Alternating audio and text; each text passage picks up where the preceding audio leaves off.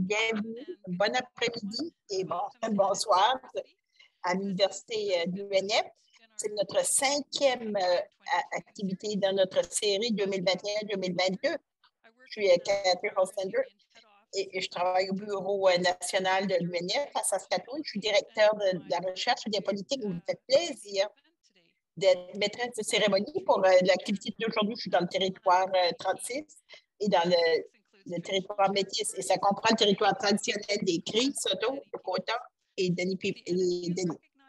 L'UNF reconnaît que le Canada est un pays de colonisation et nous nous engageons à passer de la reconnaissance à l'action. Et nous vous invitons de le faire d'une façon ou d'une autre que vous le pouvez. Il s'agit d'une activité bilingue. Si vous aimeriez écouter en français, allez au bas de votre écran Zoom et cliquez sur le petit globe qui indique interprétation pour écouter en français. Et Heather, peut-être, si tu pourrais peut-être passer le... S'il vous plaît, choisis le globe dans ton menu de Zoom et choisis l'option français pour la traduction.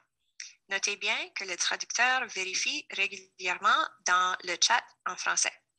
Si personne n'indique qu'il veut l'entendre en français, il va partir. Donc, si tu veux la traduction simultanée, s'il vous plaît, indique dans le chat. Merci. Okay, thanks very much. And merci beaucoup. Cette série de l'université UNF, il y a 2 webinaires 2 fois par mois et c'est un espace pour comprendre des enjeux qui sont importants pour les fermiers. Nos conférenciers sont des experts qui aident à mieux comprendre, augmentent notre capacité d'analyser des enjeux et finalement de pouvoir défendre les types de politiques dont nous avons besoin pour avoir un système agricole et alimentaire plus juste. Et c'est clair, ça, ces cours-là sont le 2e jeudi de chaque mois d'ici à la fin avril. Pour vous inscrire aux prochaines classes ou bien pour voir des vidéos des classes précédentes, allez au www.nfu.ca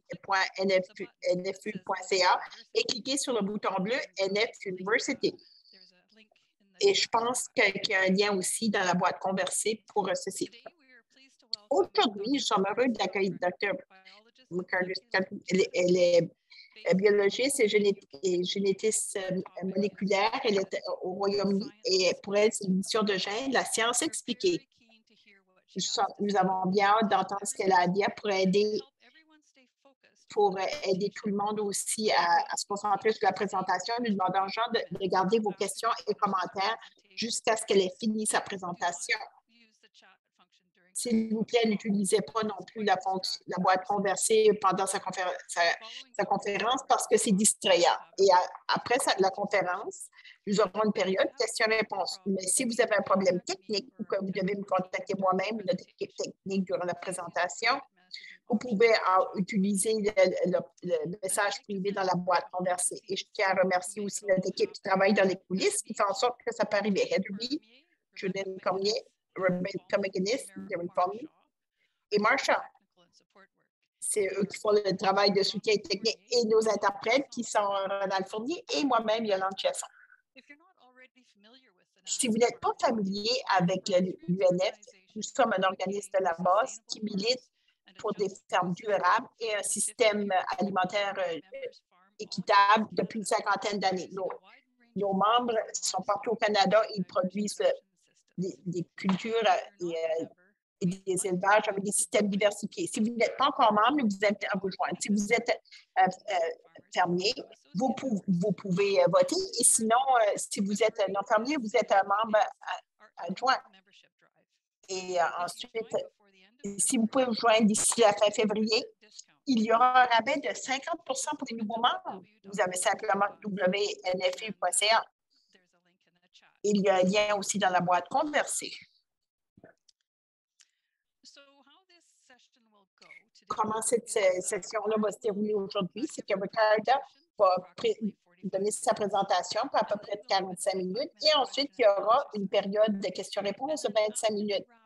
Et une fois que nous aurons terminé, nous allons laisser l'espace Zoom ouvert pour une quinzaine de minutes de discussion informelle et de réseautage Pour ceux qui aimeraient rester un petit peu plus longtemps, nous enregistrons la présentation et elle sera affichée dans le canal YouTube et sur notre site Web. La session questions-réponses ne sera pas affichée dans le site. Et l'enregistrement, je pense que la fonction enregistrée est ici. Maintenant, j'aimerais présenter notre conférencière. Dr. Ricardo Steinbrecher est biologiste et généticienne moléculaire qui travaille à Oxford, au Royaume-Uni. Elle se spécialise dans la régulation et modification des gènes et a travaillé comme scientifique, chercheuse scientifique dans des universités et en milieu hospitalier. Depuis 1995, elle travaille sur des organismes modifiés génétiquement, les risques et les impacts sur l'agriculture, l'environnement et la santé, y compris plus récemment la biologie synthétique et la nouvelle technique d'édition de génome.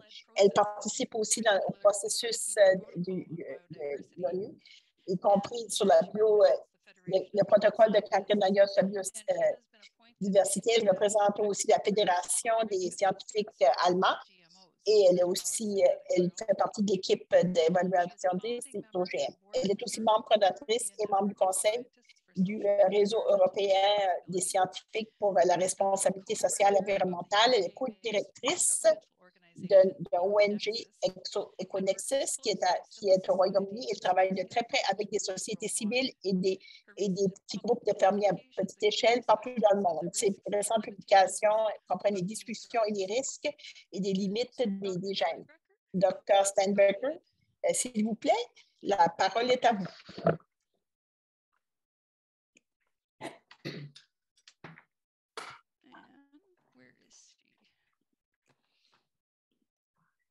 You're muted.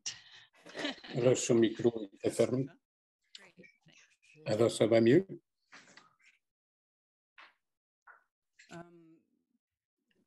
There's just something about the screen sharing just popped up this time, but I just wanted to thank you first. Vous remercier pour votre belle introduction. Et c'est merveilleux d'être avec vous. J'aimerais bien être là en personne avec vous. Ça fait longtemps que je suis allé au Canada.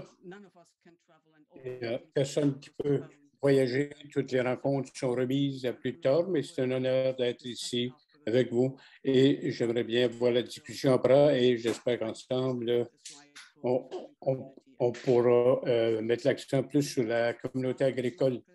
Alors, je vais commencer avec ma présentation, partager l'écran.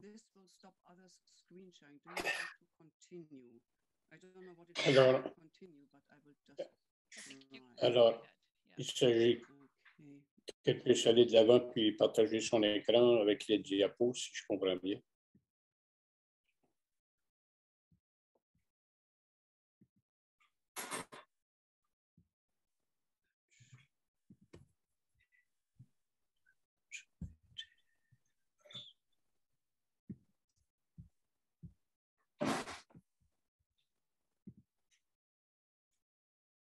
Okay. This is odd because I cannot see part of it because of the way that layout works here with the screen. Elle a de la difficulté à voir son écran. Do you need to go out of full screen view? Sorry about Alors, si je comprends bien, elle ne voit pas ce que nous voyons, l'écran complet. It doesn't seem to allow me to do that, so I'll just try. Yeah, we can see it perfectly. Yeah, Oh. okay, great. Lui on dit qu'on pouvait le voir. Blind a little bit here, but that's all right. So as mentioned, Alors, tel que mentionné, ma présentation sera sur la modification génétique, sur les techniques, en particulier ce qu'on appelle l'édition génomique. L'édition génomique, la plupart d'entre nous qui travaillent dans l'évaluation des risques, on parle de l'édition du génome, parce que ce n'est pas juste les gènes individuels qui sont affectés, mais l'ensemble du génome et comment ça interagit. Alors, donc, édition des gènes, même chose pour l'instant, juste pour clarifier. Alors, je vais aller directement faire un survol ici. D'abord, je vais faire un peu de mise en contexte, là où ça se passe. Ensuite, je vais jeter un coup d'œil antérieur sur l'ancienne technologie de la modification génétique, voir qu'est-ce qui est pareil, qu'est-ce qui est différent. Ensuite, introduire la nouvelle technologie, les nouvelles techniques de modification génétique avec CRISPR-Cas, les limites, les capacités, les avantages, les bienfaits et aussi les risques. Et c'est très important ici de distinguer qu'il y a deux catégories, comme on peut voir. Il y a des modifications non prévues à cause d'erreurs techniques. Alors, les mutations hors cible et les effets non prévus, étant donné les modifications qui étaient prévues. Alors, c'est important de distinguer. Il faut donc examiner les risques de ce qui n'est pas prévu, et des effets inattendus qui n'étaient pas prévus. Et j'y reviendrai tantôt. Ensuite, réflexion, questions et conclusions. Et on pourra aller à la discussion. Donc, avec la mise en contexte,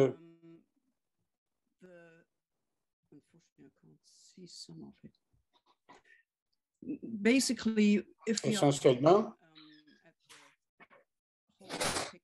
si on regarde de l'ensemble de ce qui se passe en agriculture, définitivement, il y a les écosystèmes, les populations. Ici, on commence en bas, au niveau linéaire, le nucléotide et l'ADN. Et comment vous voyez, c'est une longue ficelle. Alors, on va du génome, ensuite à l'épigénome, la réglementation des gènes au niveau des fonctions de communication entre les cellules. Et ensuite, l'organisme, ça inclut l'action et les interactions. La plupart de l'édition génomique, on va regarder les effets au niveau des nucléotides et tout cela. C'est important quand on tente de comprendre comment ça fonctionne et comment ça va interagir au niveau des populations, comportements, écosystèmes, les interdépendances, les fonctions, comment est-ce qu'ils s'entraident et comment est-ce qu'on tire avantage de tout cela. Alors, au niveau des paysages, comment ça s'est impacté, quelles espèces sont là et quelle est la situation au niveau de la biosphère, changement climatique, cycle hydrique, cycle des nutriments. Alors, les interactions, par exemple, changement climatique, agriculture, alors, contribution, mais aussi être impacté ou être affecté par ces choses-là. Alors, la technologie discutée, il faut reconnaître, évidemment, qu'il va y avoir des défis en matière d'agriculture avec le changement climatique, perte de biodiversité, et quelles sont les bonnes réponses. Et les gens, certains vont dire peut-être qu'il faut modifier les plantes pour nous aider avec ça. Alors, c'est une des questions dans Et bien sûr, les circonstances socio-économiques, il peut y avoir des différences à travers autour du monde. Alors, l'impact de la technologie, les modifications, il faut regarder à tous les niveaux pour comprendre les conséquences. Et aussi, ça se passe à travers le temps et l'espace. Si tu vas introduire un et ensuite un autre et ensuite plusieurs organismes modifiés, alors ce n'est pas possible de regarder juste un à la fois. Il faut regarder l'ensemble du tableau. À la prochaine maintenant, peut-être une autre façon de regarder la chose. Si on prend une plante, c'est du riz, ça pourrait être du maïs, soja, peu importe. C'est la même chose au niveau de la modification. Ils sont tous testés pour cette technologie-là. Ici, si tu regardes la feuille, tu peux voir sur le microscope, il y a des cellules encore plus proches. On va voir le nucléus, une sphère où toute l'ADN est présente et toute l'activité a lieu et qui contient toute l'information. L'information est lue et ensuite sortie de ces sphères-là. Alors, c'est là que la réglementation se passe. De là, on va à la ficelle d'ADN pour regarder les chromosomes. Ici, c'est en 2 dimensions. Alors, les ficelles sont proches l'une de l'autre. Ici, on l'a étiré pour en regarder les composantes, comme par exemple les parties rouges. C'est pour faire allusion aux gènes. C'est là que l'information sera contenue pour produire certaines protéines et qui intéressent notre discussion ici. Si on va plus loin, encore plus proche, on arrive à la séquence de codage du gène C4, le A, le T, ensuite le C et le G. Donc, on a C, G, T, L. Alors, c'est ça l'épine dorsale, si vous voulez, cette double spirale, l'hélice. Alors, c'est très simplifié ici, comme j'ai dit plus tôt, si on y va vraiment en profondeur, ça paraît différent, là, c'est séparé pour fin de... Alors, je vais faire une révision rapide de la première génération de technologie génétique. Alors, si on veut voir ce qui est construit, qu'est-ce qui est créé, transformé, tout d'abord, il faut faire une construction de la partie bleue sur la séquence de code pour la protéine. Ensuite, les composants avant cela et qui peuvent être allumés et fermés, si vous voulez. Il peut y avoir d'autres composantes. Alors, ça peut être une gène étrangère, ça n'a pas nécessairement une, mais alors on a construit quelque chose. Alors voici la cellule, comme on a mentionné par avant, avec l'ADN, les ficelles d'ADN. Alors, comment est-ce qu'on va entrer ça là-dedans? Alors, on prend la construction ici. Il y a 2 phases. D'abord, il faut utiliser un bactérien et utiliser le plasmide pour le transporter. Alors, on peut la voir sur la ficelle d'ADN. Ça, c'est le plasmide. Et on peut infecter la plante avec cela. Il va être transporté. Alors, il peut y avoir 2, 3 copies, il peut y en avoir la moitié d'une. Alors, il y a un peu une petite de la section ajoutée. Ensuite, la prochaine méthode, c'est de le mettre là-dedans, c'est de mettre ça des petites particules du matériel très fin et la bombarder la cellule. On appelle ça le bombardement. Comme en balistique, c'est vraiment tiré, lancé dans la cellule. Alors, encore là, il va atterrir à quelque part.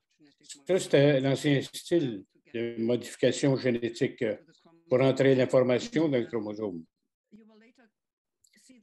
Et on verra ça plus tard parce que la technique est tellement utilisée pour avoir la technologie CRISPR-Cas. Mais maintenant, On va regarder les conséquences. Si on regarde la littérature scientifique et la recherche qui a été faite, on peut voir qu'il n'y a pas de contrôle essentiellement où la gène va s'insérer. Donc, c'est une intégration un peu au hasard. Et il y a aussi des imprécisions, pas seulement où elle va ou exactement qu'est-ce qui est inséré, parce qu'il y a beaucoup d'ADN superflu qui peut être inclus là-dedans. Et ça peut représenter des centaines de milliers de mutations qui viennent de ces constructions-là qui vont essayer de s'insérer dans l'ADN. Des fois, ils peuvent, des fois, ils ne peuvent pas. Il va y avoir des réactions de la part de la cellule qui veut gérer ça. Alors, si on fait la séquence plus tard, vous allez voir qu'il y a beaucoup d'altérations qui se produisent. Alors, ça, c'est un processus. C'est une mutation qui a été induite, on en parlait en 2006, et d'autres littératures qui vont montrer que c'était essentiellement le cas pour la première génération d'OGM. La deuxième génération de modification génétique, c'est important d'expliquer, comme je mentionnais, la modification génétique, d'autres vont appeler ça modification en génie génétique. C'était plus scientifique, mais maintenant, dans la réglementation en Europe et dans le protocole de Catania, on appelle ça des organismes modifiés. Alors, on ne sait jamais exactement lequel utiliser. Probablement, c'est la même chose pour vous, mais ils appellent ça modification génétique. Donc, pour expliquer l'édition génomique. On recommence avec ce qu'on avait auparavant. Donc, quels sont les résultats? Quelle est la raison d'être? Qu'est-ce qu'on peut faire avec ça? Alors, on a une vision linéaire de l'ADN. Il y a trois principales versions. C'est la perturbation du gène. On va enlever la fonctionnalité du gène. Ça ne veut pas dire tout le gène est parti, mais il est interrompu. Alors, quand on l'enlève, on va dire une mutation qui est élevée. Ici, c'est un knockout parce que là, on fait une perturbation. En modifiant l'ADN, on va y revenir tantôt. La deuxième version, c'est qu'on va altérer ou corriger une gène. Par exemple, on veut changer le G à un T ou à un A. Ça, c'est une autre possibilité. On y reviendra. Donc, c'est ça, altération ou correction des gènes. Ensuite, à droite, là, on peut voir l'addition de gènes. Comme l'ancienne technologie, c'est qu'on espère insérer du nouveau matériel, mais pas à des places au hasard, mais à des endroits spécifiques dans le génome. Alors, comment tout cela s'est fait?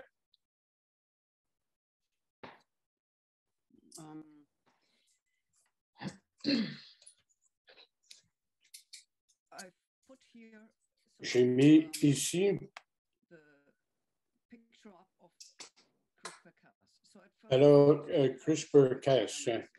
Quelles sont les exigences pour travailler dans l'ADN? Donc, il faut que j'ai un mécanisme pour cibler les sites l'ADN que je veux briser, ouvrir.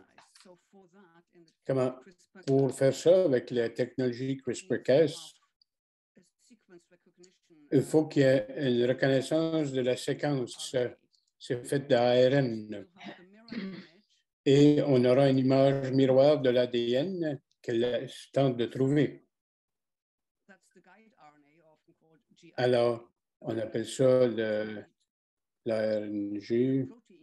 Ça nous prend également la protéine qui peut briser ou couper l'ADN. On appelle ça un nucléase. Parce que ça coupe l'acide nucléique. Alors, la protéinase, c'est pour couper la protéine. Ici, le nucléase va couper l'acide. Alors, on appelle ça la protéine Cas. On peut voir alors, une protéine associée à la technologie.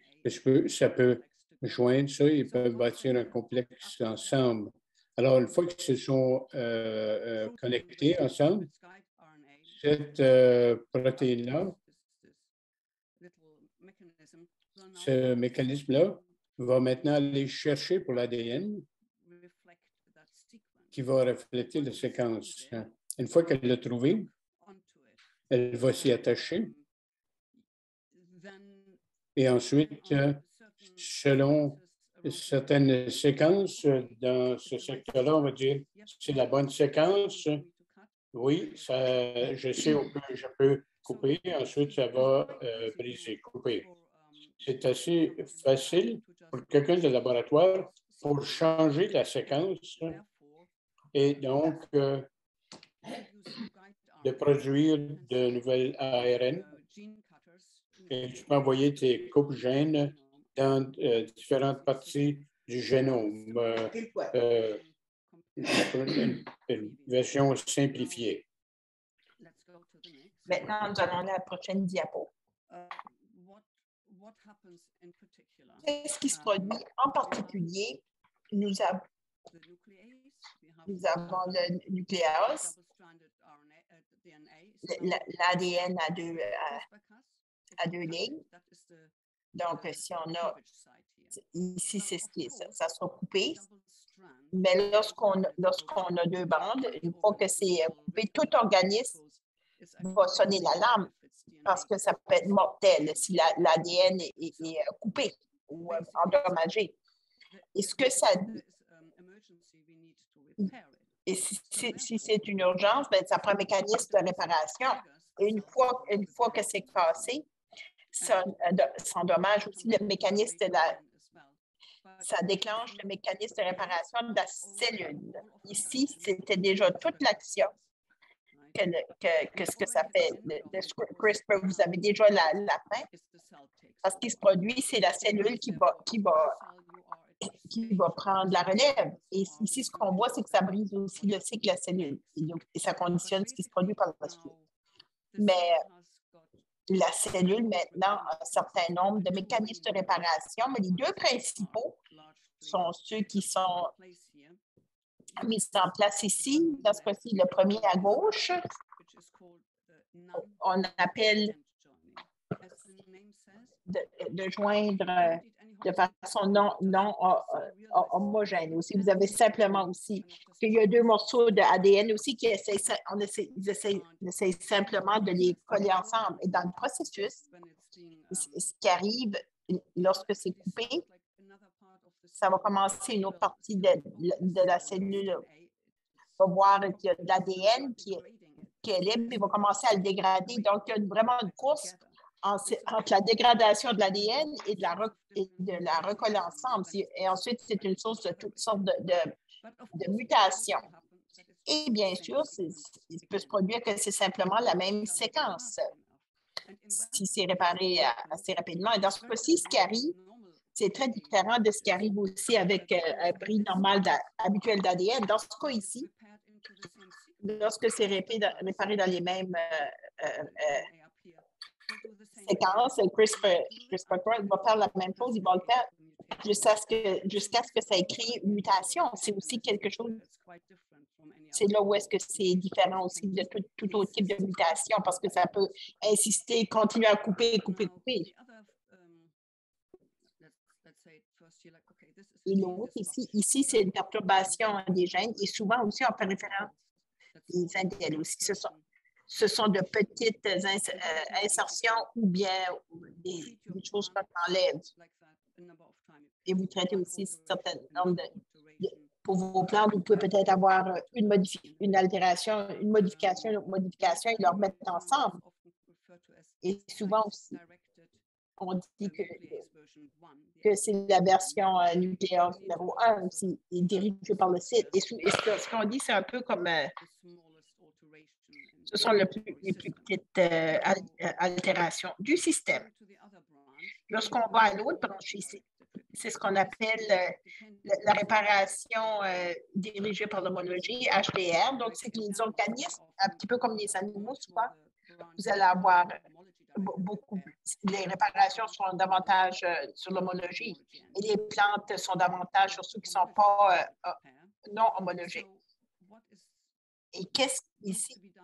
Et ce qui doit être fait pour ceci, c'est que vous devez ajouter un certain modèle qui aura l'homologie et qui donne aussi à la cellule l'information comment elle devrait se réparer. Dans ce cas-ci, c'est un genre de modèle avec une séquence qui a été modifiée, avec le type.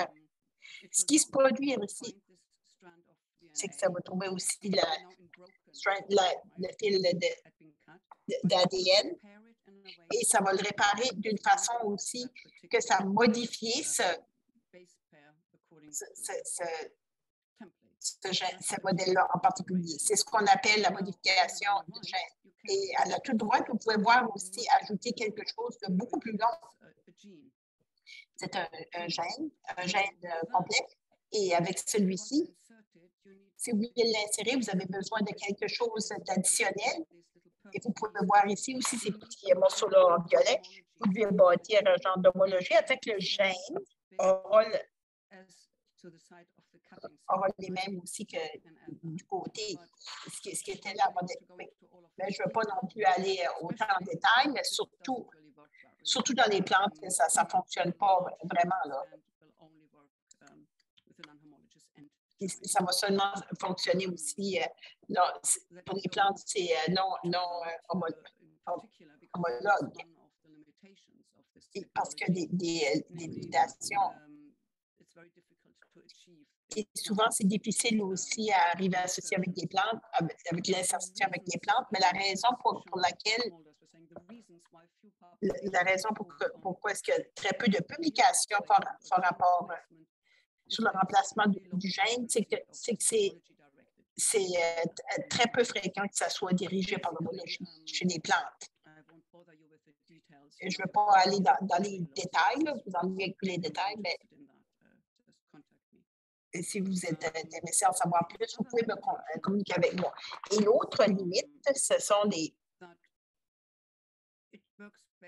c'est que ça travaille le mieux parce que ça perturbe un gène. C'est ce que je vous montrais.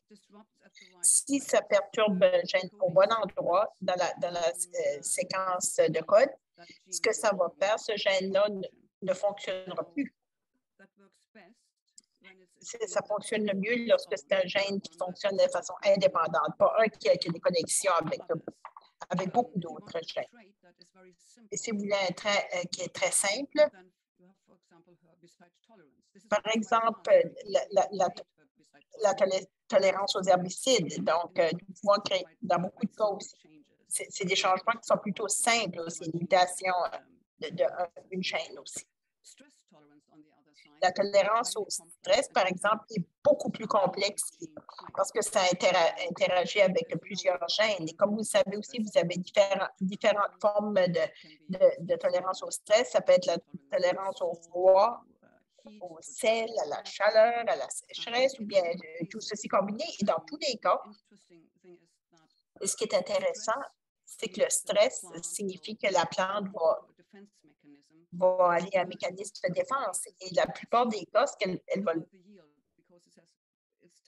va guérir parce que c'est le temps de survivre. Donc, elle transmet de l'énergie dans ceci. Ici, ce que vous pouvez voir, par exemple, si vous voulez vraiment avoir une défense, fonctionner la défense de stress, le rendement aussi. Et si vous voulez aussi avoir une tolérance au stress aussi de certains stresseurs, souvent aussi, vous allez activer d'autres réactions au stress. Par exemple, ça pourrait être ça allait aussi devenir tolérant au sel, mais par conséquent, vous pourriez peut-être avoir une plante qui la croissance va cesser, ou bien qu'il y aura d'autres réactions aussi, ou peut-être des feuilles de la surface sont plus dures parce que la réaction au stress sont tous interactifs. J'espère que ça fait du sens. Ce qu'on montre ici, c'est qu'essentiellement l'idée, ça pouvait créer des plantes qui avaient des tolérances et qu'on aurait des super plantes qui pouvaient se défendre contre les espèces nuisibles, le froid, les inondations, mais ça n'a pas fonctionné à ce moment-là et ça ne fonctionnera pas plus maintenant. Ce n'est pas plus possible maintenant parce que c'est le CRISPR-Cas pourrait couper, mais c'est que la biologie met des limites parce que tout cela est interdépendant, ces mécanismes-là. Et c'est beaucoup mieux d'avoir un système d'agriculture qui offre la résilience au lieu au niveau génétique. Ce qu'on appelle désactiver certaines gènes. Alors, dans la littérature, c'est intéressant. Si on regarde toutes les publications sur le CRISPR-Cas, on voit ça, ils en parlent dans le public, ils disent, voici, on a toute la recherche, tolérance au froid,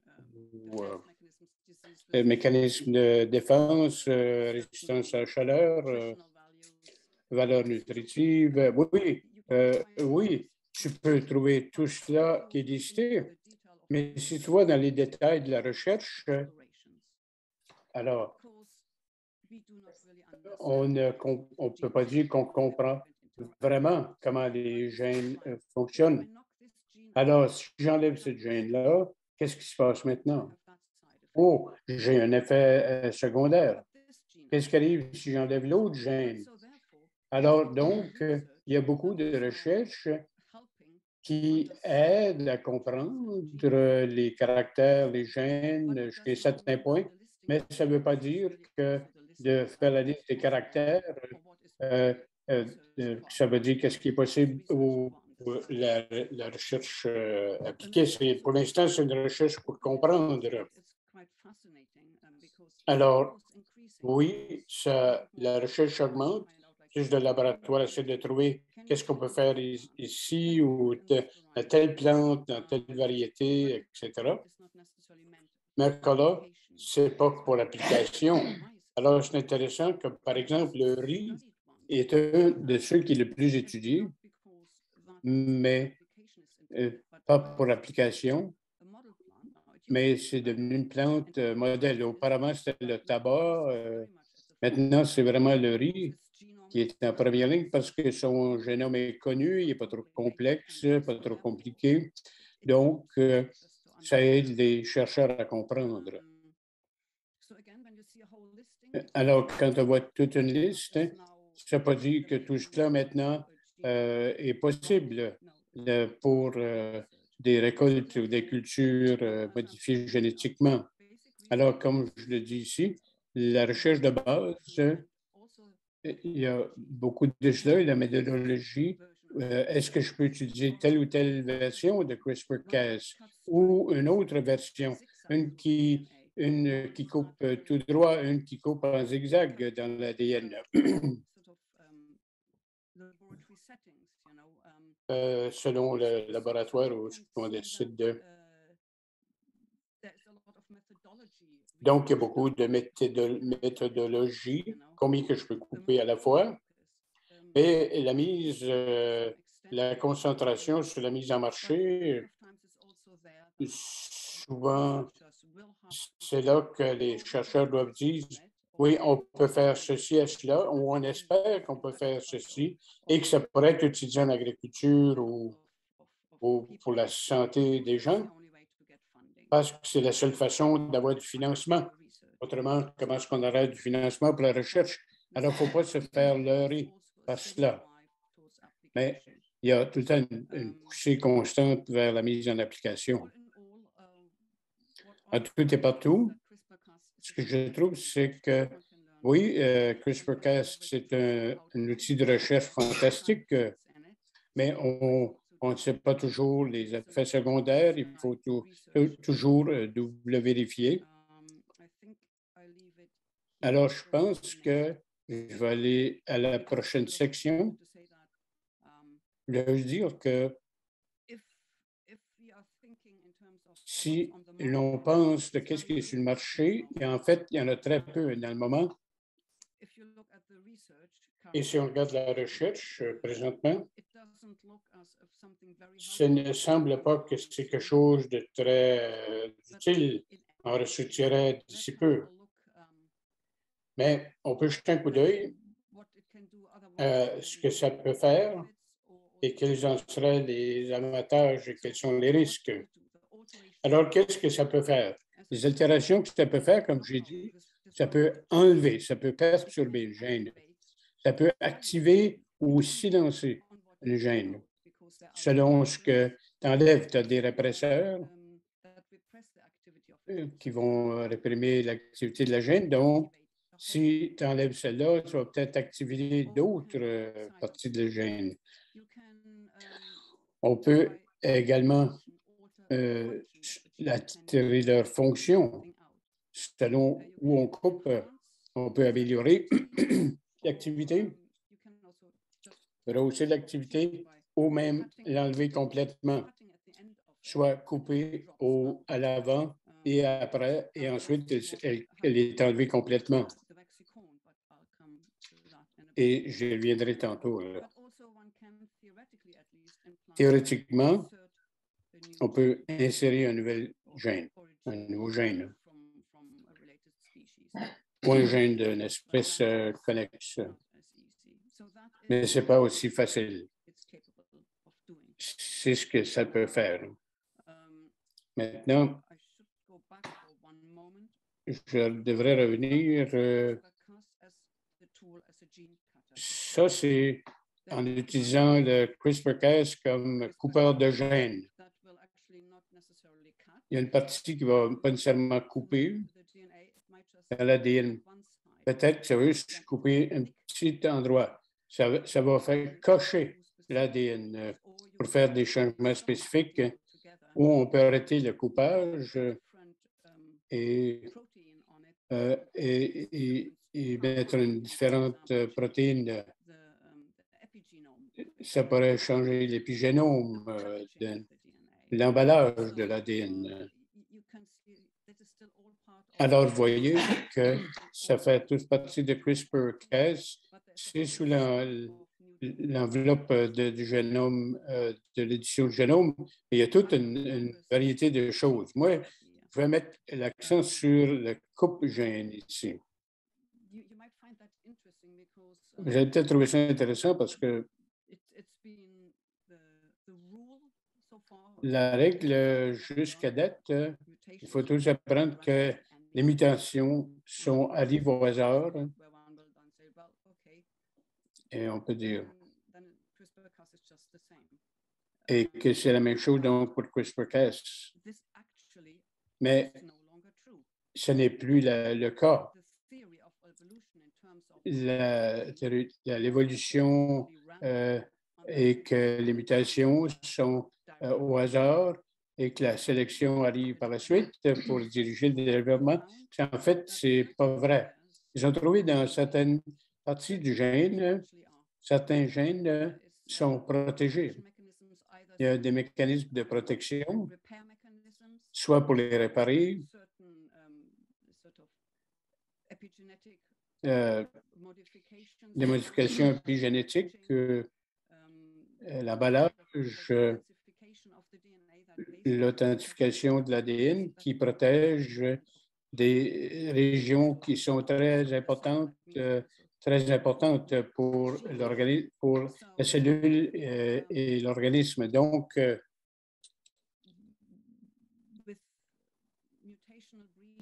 avec les mutations,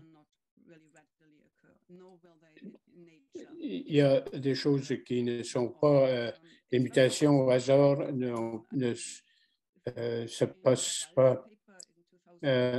En regardant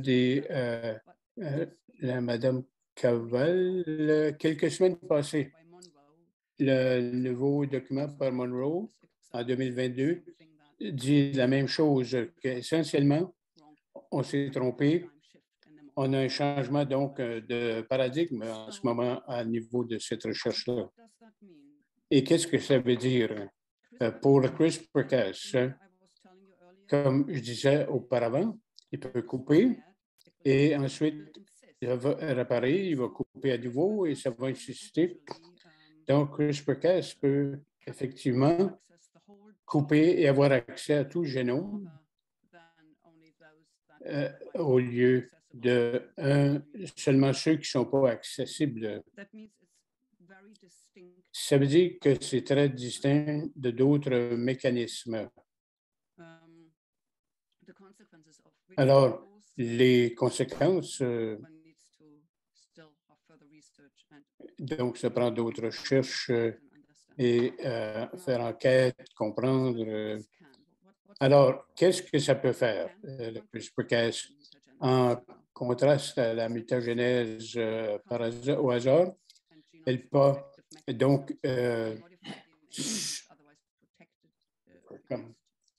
s'imposer, dépasser, contrôler le mécanisme de protection du génome et de la cellule. Habituellement, on le fait avec une gène.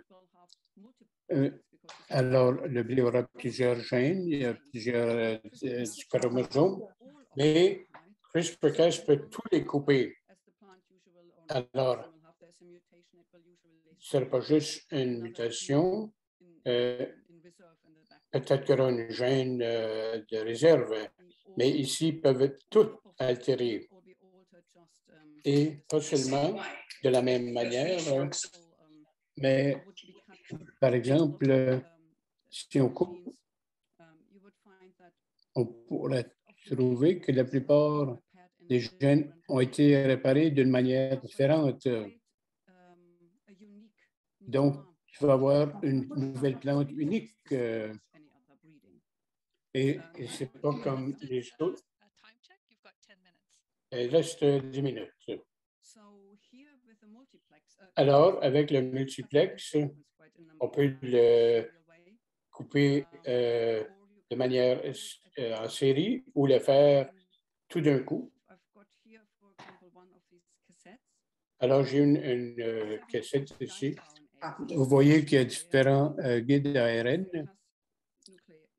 et la protéine, la gène est là. Elle est mise sur un plasmide et qui s'est envoyée dans la cellule. Alors, ça peut couper chaque gène en parallèle. Ils en ont coupé jusqu'à 35 séquences, tout d'un coup ici, dans le blé. Alors, c'est un outil qui est très puissant. Pas seulement un changement de copie. Donc, ceci étant dit, on peut y retourner plusieurs fois et on peut faire des changements dans les mécanismes de la plante. Et c'est là qu'on change dans la biologie synthétique. Ensuite, les risques. Modifications non prévues étant donné des erreurs techniques. Il y a 3 différents points ici. Comme j'ai dit, la première, c'est un peu comme l'ancien effet des OGM. Dans la plupart des cas, ça a été transporté dans le génome par l'ancienne technologie. Il peut atterrir un peu partout, peut faire plusieurs copies ou avoir une partie de l'épine dorsale, la cellule. Alors, on a donc l'intégration au hasard. Il y a plusieurs mutations imprévues à cause d'erreurs techniques. Par exemple, résistance aux antibiotiques, comme ils avaient introduit une gène de résistance antibiotique.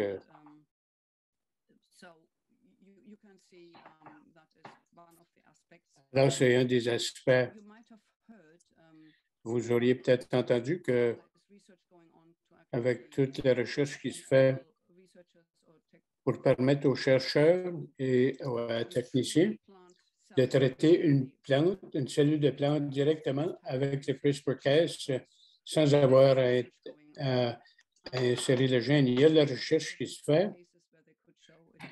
Dans certains cas, ils peuvent le démontrer. Il y en a d'autres cas, c'était très toxique. Il y a des effets secondaires dus au fait que faut que tu rendes la cellule très vulnérable pour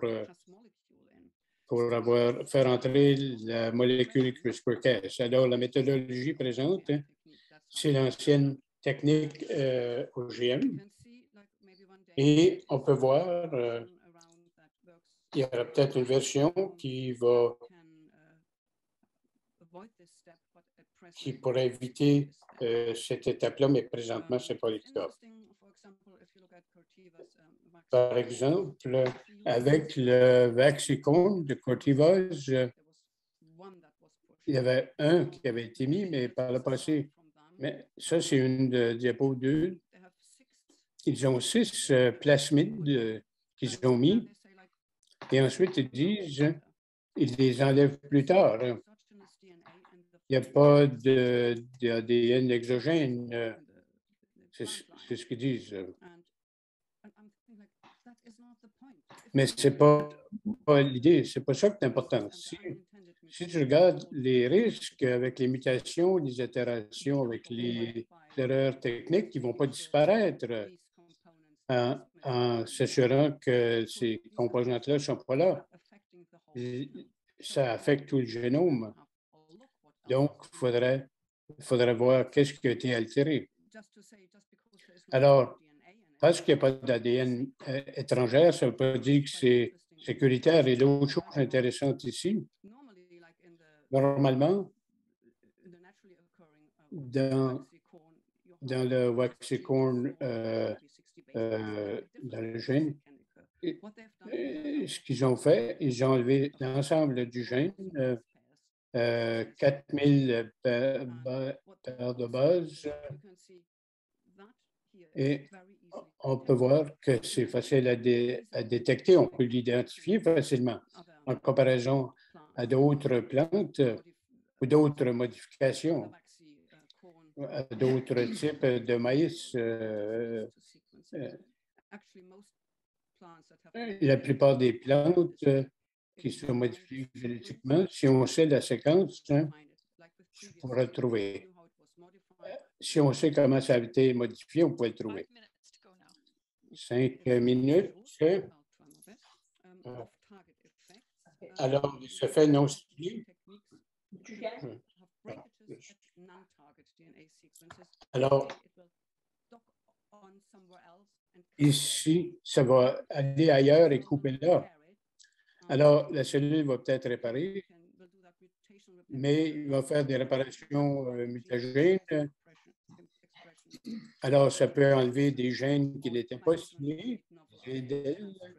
Ça peut être une expression de gènes qui est altérée, peut changer la séquence de l'ADN. Alors, dans la littérature, il y a de la recherche, tout cela. Ce qui est important de se rappeler, toutes ces choses-là se produisent à cause du choix d'organismes de l'étape de développement du tissu de l'organisme, température, toutes sortes de variables. Donc, on ne peut pas dire et une chose avec une plante, une méthodologie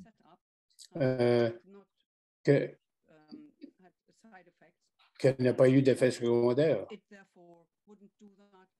et que cela ferait pas ceci ou cela dans un autre organisme. Alors, c'est important de se rappeler, on ne peut pas dire qu'en général, que ça va être tout le temps pareil. Alors, juste rapidement, ça, c'est la piste, le parcours métabolique. On peut voir, ils sont tous interdépendants, ils vont interagir ensemble. Un aura un impact sur l'autre et ça aura un impact ailleurs. Alors, c'est la piste métabolique, le réseau en action. C'est tout à fait merveilleux, c'est émerveillant. Si vous pensez que c'était complexe, regardez celle-ci. Vous voyez le portrait d'ensemble, vous comprenez qu'est-ce qui est exigé, comment ces choses interagissent, vont interagir. Si tu changes quelque chose, d'autres choses vont se passer. C'est la même chose, il y a un écosystème dans les gènes. Alors, imaginez, d'essayer d'expliquer l'agriculture d'une manière linéaire, c'est ça qu'il faut comprendre ici. Alors, il y a les effets non ciblés. Il y a ciblé, non ciblé. Et ça peut créer beaucoup de dommages autour de la section de la mutation, les changements. Alors, ça peut tout comporter des risques. Ici, de la réparation des brisures à double dans les deux ficelles là, a créé des enlèvements et c'est différent pour les plantes, différentes entre elles, et ça crée une réorganisation, un réarrangement complexe. Alors, on ne peut pas dire que ça va se produire comme on voulait. Alors, des effets imprévus à cause des modifications. Alors, je peux les effets ciblés, que tu vois une modification prévue, la manière que c'était prévu. Comment tu as perturbé le gène? Comment il va se réparer? Ils ont peut-être changé la lecture. Et tu pourras avoir de la nouvelle ARN où on a altéré la réglementation de d'autres gènes. Il y a plusieurs gènes qui font partie de plusieurs caractères. Alors, on peut réglementer en montant, en descendant au niveau des toxines et tout cela. Alors, ça ne fonctionne pas comme c'était prévu. Donc, je voulais réfléchir sur la précision. À quel niveau qu'on peut parler de précision? Est-ce que c'est au niveau linéaire? Comment ça se traduit dans les autres niveaux? Précision, prédictabilité, est-ce que c'est l'association que tu aurais avec ça? Quand tu dis que quelque chose est précis, ça veut dire que c'est prévisible. Mais oui, tu peux avoir quelque chose de précis, mais qui est imprévisible. Est-ce que ça veut dire que c'est sécuritaire? Non. Ça veut dire que ce n'est pas nécessairement sécuritaire. Alors, c'est vraiment un champ complexe. Ce qu'il faut se rappeler, même si tu peux faire l'action dans un endroit précis, ça ne veut pas dire que ça va être prévisible et que ça va être sécuritaire. J'arrive ici à la conclusion. Alors, les conclusions et tout cela, on peut regarder ça. Alors, c'est distinctement différent à la reproduction conventionnelle, la mutation au hasard. Alors, ça mène à plusieurs erreurs, mutations qui ont été induites par des erreurs dans le processus, des effets imprévisibles et des conséquences qui peuvent également avoir lieu à cause de modifications qui étaient ciblées. Donc, très important. Et tout nouveau et toujours maintenant en développement de CRISPR-Cas qui sont développés de l'information. Il y a flot constant de cette recherche-là. Alors, ce qu'on appelle l'édition du génome, on ne peut pas supposer que ça va être juste une plante qui est devant nous qui va supposément être l'équivalent de ce qui se passe dans la nature, parce qu'on parle de l'ensemble du spectrum. Oui, quand on fait l'évaluation du risque, si on voit si quelque chose s'est produit, c'est ce qu'il faut faire. Ça ne veut pas dire qu'il va toujours avoir un problème, mais on ne peut pas dire que parce que vous pensez que c'est précis, que vous pensez que vous allez avoir le résultat qui était escompté. Donc, il faut faire l'évaluation du risque dans chaque cas. Il faut apprendre beaucoup plus sur la méthodologie. Alors, on commence seulement à comprendre les gènes. Alors, merci pour avoir...